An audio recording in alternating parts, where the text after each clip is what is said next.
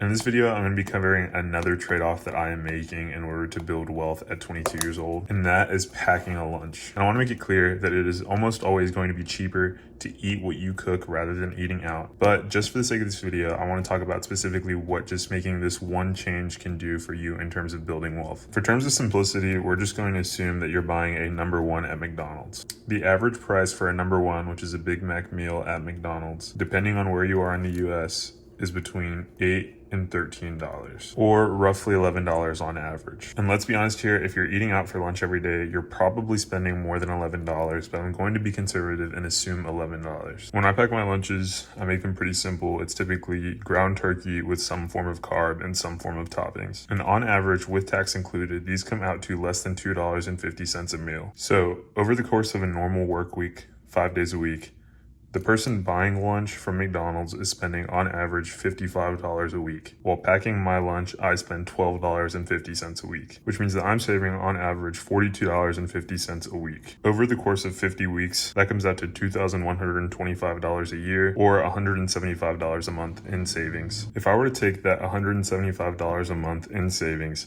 and invest that into a low-cost index fund over the course of 40 years, assuming average annual returns, I would be looking at almost $1 million. And that is literally just from packing a lunch rather than buying lunch every day. And I know there's probably someone watching this that is like, oh, that takes a ton of time. You are lying to yourself. This takes me less than 2 hours a week to prep 5 lunches. You're probably just being lazy, and in all honesty, are probably spending those 2 hours scrolling on your phone. So just pack your lunch and basically make $1 million.